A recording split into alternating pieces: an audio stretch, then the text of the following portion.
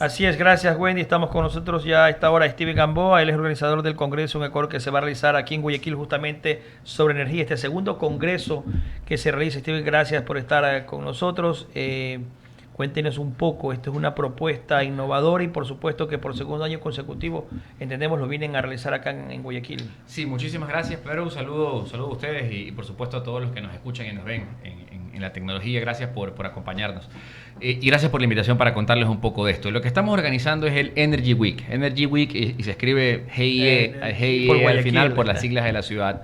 El Energy Week es una iniciativa que empezó el año anterior, que ya se cumplió el año anterior con el Congreso Iberoamericano del Derecho a la Energía y que hemos decidido convertirla en una fecha que se vuelva tradicional en la ciudad. Aprovechando que las fiestas de octubre son las fiestas de la ciudad, pues nuestra intención es que cada octubre Guayaquil reciba a los mejores panelistas y exponentes en temas de energía, tanto renovable como de combustión fósil, de minería, de telecomunicaciones, de construcción, y que vengan a Guayaquil a discutir. ¿Por qué Guayaquil? Y esto es algo que nos motiva muchísimo. Porque esta discusión se tiene siempre en Quito. Siempre en Quito. Si usted va a Quito y se pega una vuelta por Quito, centralizado, no solo están todos los ministerios, no solo está muchas veces la toma de decisión, sino que sobre todo están los eventos. Entonces en Quito usted va a encontrar cada 2 semanas un evento de energía. De hecho hay un evento de una cámara que también es la misma fecha que nosotros. Porque allá la discusión está... El 18 de octubre. El 18 de octubre. Allá la discusión es amplia. Ahora, ¿cuál ha sido el resultado de esa discusión en otras ciudades, particularmente en Quito? Ha sido un resultado negativo. Acabamos de pasar 2 elecciones en Quito vía consulta popular, una para prohibir la actividad minera en el Chocó Andino, que nace y se fortalece en Quito, que se llamaba Quito sin minería, y la segunda, la del Yasuní, la de prohibir la explotación o controlar la explotación en el Yasuní. Entonces, yo creo que Quito es una ciudad hermosa, pero donde la discusión ya está saturada. Hay que abrir estos espacios de discusión en las demás ciudades, en todas esas otras ciudades que tienen no solo derecho a conocer, sino también a entender y opinar. Y por eso hacemos el Congreso en Guayaquil. Y lo hacemos en una metodología que nos gusta mucho, porque no solamente hacemos el 18 de octubre en el Bankers Club un congreso de primer nivel, ¿no? Bankers Club además una ubicación muy exclusiva con panelistas locales y extranjeros de primera que van a hablar de temas de smart cities, de telecomunicaciones, de electromovilidad, de minerales críticos, de sostenibilidad, desarrollo energético, de transición energética, de impacto regulatorio. No solamente ese 18 de octubre en el Bankers, de las 9 hasta las 2 de la tarde, sino que además hacemos 3 encuentros previos aprovechando la venida de estos panelistas y los hacemos con universidades de Guayaquil que son aliadas al evento.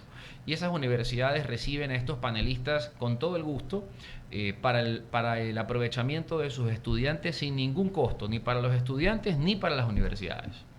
Y estos encuentros que tienen ustedes, ¿realmente ha habido esa posibilidad de que se genere conciencia en el tema de lo que le toca al Ecuador hacer? También ver esa posibilidad de explorar energías limpias, de esas energías que a veces pueden decirse, bueno, son de otros países del primer mundo, nosotros estamos muy lejos de alcanzar a ellos.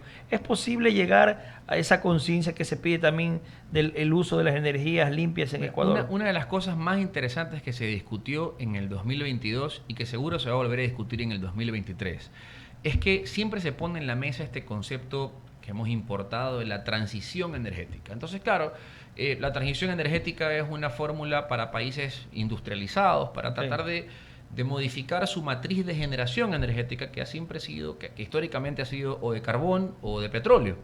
En el caso de Ecuador nosotros hemos llegado en el año anterior al 92% de la matriz de generación de fuentes renovables, 91% hidroeléctrica, 1% eólica. Entonces nuestra matriz de generación es por demás limpia, excesivamente limpia. Superamos la media, estamos en la media de América y superamos por mucho la media global. Entonces nuestra meta no es cambiar la matriz de generación, es cambiar la matriz de consumo. Porque en el caso de Ecuador, el transporte público, el transporte privado, es lo que más consume combustibles, igual que nos sucede con la cocina, ¿no? Nosotros en Ecuador utilizamos gas subsidiado, le cuesta $2.50 al ciudadano promedio, le cuesta $25 al Estado, y seguimos utilizando bombonas de GLP para cocinar. Entonces, ahí sí hay un espacio para la transición, cambiar la matriz de consumo. Eso no se da de un día para otro. Eso depende de una evolución también de la tecnología que haga que esos implementos, que los vehículos eléctricos, que las cocinas de inducción sean accesibles para los ciudadanos. Pero también hay que entender algo. La matriz energética global no ha cambiado.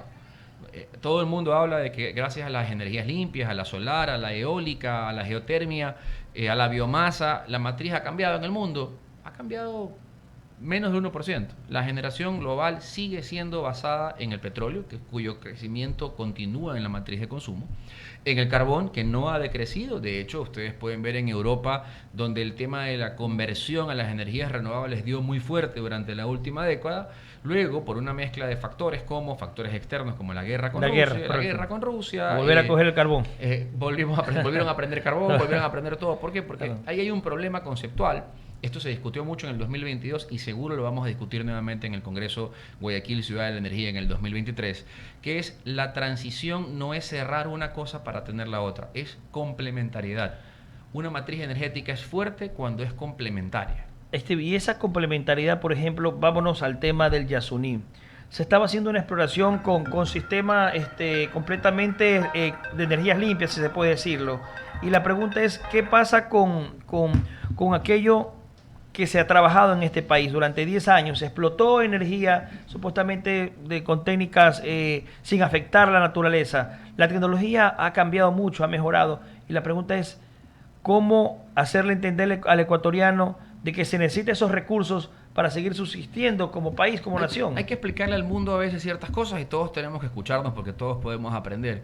Es un error pedir perdón por hacer actividad petrolera. Es un error pedir perdón por hacer actividad minera. A veces nos llegan a pensar que las empresas tienen que venir disculpándose por hacer actividad extractiva. Y no es cierto, la actividad extractiva ha existido desde que el hombre evolucionó y se convirtió en el que administra de alguna forma la naturaleza. Entonces, claro, el hombre que empezó a usar herramientas empezó a usar metales, a usar minerales. Los minerales son parte de nuestra dieta, de la alimentación, de la agricultura. Entonces, en el caso de Yasuní particularmente, lo que existió fue un error para mí, ese es mi criterio personal, de parte de la Corte Constitucional, al calificar una pregunta que viene de otro momento, porque la pregunta estaba conceptualizada para saber si estábamos de acuerdo o no en la explotación. No consideraba que ya estemos explotando, que ya hayamos invertido más de 500 millones de dólares en una instalación, que ya tengamos el 12% de la producción nacional viniendo de ahí. Esos son dos momentos distintos, son 10 años después, y para mí ha sido una irresponsabilidad insuperable de la parte de la Corte Constitucional, entre varias de sus irresponsabilidades. Dicho sea de paso, hoy, y esto también lo discutiremos ahora acá, el 17 de octubre en la sede del SPOL, cuando tengamos el segundo encuentro latinoamericano de derecho minero, que es parte del Energy Week, vamos a discutir sobre la consulta ambiental. Tenemos el derecho a la consulta ambiental garantizado en la Constitución, que el presidente lo reguló vía decreto y que luego, mediante una acción de inconstitucionalidad planteada ante la Corte Constitucional, hoy está suspendida. Entonces, hoy la Corte ha dado, mediante medidas cautelares, la suspensión de las consultas ambientales. O sea, el derecho al ciudadano a ser consultado hoy no se puede cumplir por una decisión de la Corte. Y eso tiene parado no solamente al sector minero, no solamente al sector petrolero, tiene parado 168 proyectos distintos donde están hospitales, donde están urbanizaciones, donde están edificios, donde están carreteras, porque todo eso requiere una licencia ambiental y hoy, por decisión de la Corte Constitucional, no podemos continuar los trámites de licenciamiento ambiental.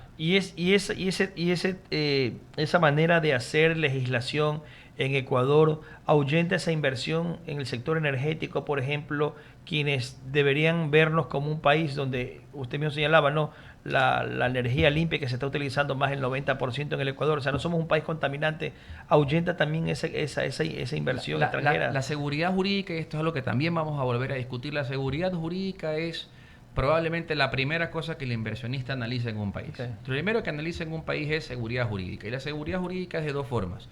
De que las normas no cambien en el tiempo de manera indiscriminada y de que quienes aplican las normas no cambien de criterio a través del tiempo de manera indiscriminada. Y esos son dos momentos. En el caso de Ecuador, la normativa yo creo que es de buena calidad. Tanto el Código Orgánico del Ambiente, la Ley de Recursos Hídricos, la Ley de Minería, son cuerpos normativos modernos, son normativos aceptables, modernos, creados en el transcurso de las últimas 2 décadas. Sin embargo, la Corte Constitucional, que se ha vuelto en padrino del activismo, ante la noticia de un activismo posible, un sesgo heredado del doctor Ávila, ahora continúan impidiendo la actividad minera. Entonces califican una pregunta de 10 años después, cosa que no se podía hacer. Segundo, han creado este concepto equivocado de que se pueda preguntar al ciudadano vía consulta popular algo que no se puede preguntar, porque la facultad de tomar la decisión sobre la administración de los recursos públicos, del recurso mineral, del recurso que pertenece al Estado, la tiene el Estado central, no la tiene el ciudadano. Y ese poder se lo dio el ciudadano cuando votó por la Constitución que tenemos.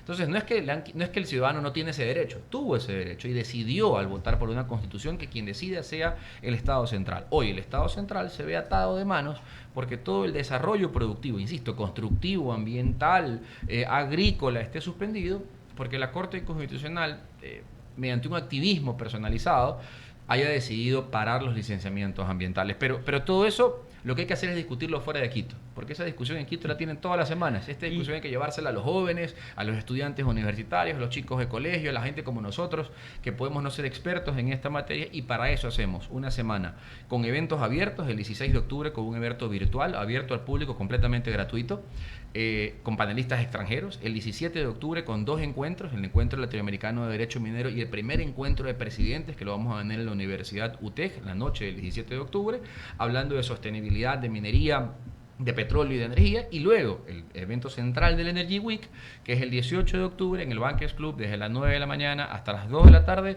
con los panelistas y empresas más importantes de Ecuador que vienen a Guayaquil. Ellos no tienen sede en Guayaquil, vienen de Quito, vienen de Macas, vienen de Zamora, vienen a Guayaquil a discutir y a opinar y proponer debates sobre energía, minería, renovables y no renovables. El sector minero, Steve, ya está un poco, digamos que tecnificado, y sigue la discusión de si debe haber una consulta previa en las explotaciones en las diferentes zonas del país. ¿Es posible que esta industria pueda paralizarse, así como lo que nos está pasando con el Yasuní, que la industria minera también pueda tener un revés y caigan también esas inversiones en este sector que es importante, la explotación del oro, de minerales preciosos? Es importante, es muy importante, y gracias por la pregunta. El sector minero es hoy el tercer sector de exportación nacional. Y esto se ha logrado solamente con 2 minas de gran escala, con Mirador y con Fruta del Norte, una de cobre y una de oro, sumado a esto la producción de pequeña minería. La actividad minera es una actividad que existía antes de la República. Cuando los españoles llegaron a América, ya nosotros utilizábamos metales para diferentes cosas, no solamente para joyas o para herramientas. Era el trueque incluso. Incluso existía el trueque. Entonces ya habíamos descubierto que el cobre tenía facultades antibacteriales, imagínense, sin haber visto las bacterias. Entonces, sí, el sector minero es un sector sensible.